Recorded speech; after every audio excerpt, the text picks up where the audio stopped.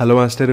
ఏమండే మేడం గారు, ఎప్పుడు చేసినా సూపర్ హిట్ అయ్యే కోడికూర రెసిపీని రొటీన్ స్టైల్లో కాకుండా కొంచెం డిఫరెంట్ గా చేసి చూపిస్తాను. అస్సలు మిస్ అవ్వకండి. ఇవాళ నేను చూపించే కోడికూర ఫ్లేవర్డ్ రైస్ లోకి, అన్నం చపాతీలోకి అద్దిరిపోయేలా ఉంటుంది. బిగినర్స్ కూడా చాలా తేలిగ్గా చేసేయచ్చండి. శుభ్రం చేసి పెట్టుకున్న 1/2 కేజీ చికెన్ లోకి ఉప్పు, కారం, గరం మసాలా, జీలకర్ర పొడి, ధనియాల పొడి, పసుపు, అల్లం వెల్లుల్లి ముద్ద, పచ్చిమిరపకాయ చీలికలు, అరచెక్క నిమ్మకాయ, పెరుగు, వేయించి పెట్టుకున్న ఉల్లిపాయల్ని వేసుకొని మొత్తం కలిసేలాగా ఒకసారి చక్కగా కలుపుకోండి. మారినేషన్ మసాలాలకి పెద్దగా కొలతేమీ లేదండి. మీరు తినే ఉప్పు, కారం మసాలాల్ని బట్టి అప్రాక్సిమేట్ గా కలుపుకోండి. ఇక కూరలో మసాలా కోసం 1/2 టేబుల్ స్పూన్ గసగసాలు, 7-8 లవంగాలు, 3-4 యాలకలు, 1/2 టేబుల్ స్పూన్ సోంపు, షాజీరా, ధనియాలు, దాల్చిన చెక్క, 2 మరాఠీ మొగ్గలు, ఒక చిన్న అనాస పువ్వు. వీటితో పాటు కన్సిస్టెన్సీ కోసం కొంచెం జీడిపప్పు, కారం లేని ఎండుమిరపకాయలు.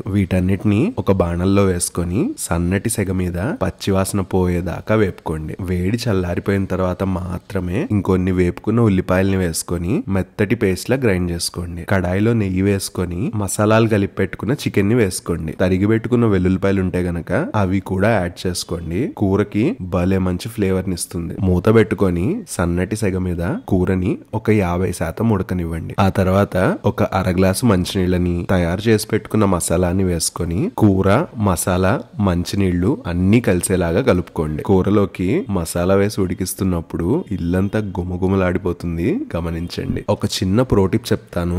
గ్రేవీ కొంచెం తీయగా ఇష్టపడే వాళ్ళు, చపాతీల్లోకి చేసుకునే వాళ్ళైతే గనక 1 నుండి 1.5 స్పూన్ల దాకా పంచదారని వేసుకోండి.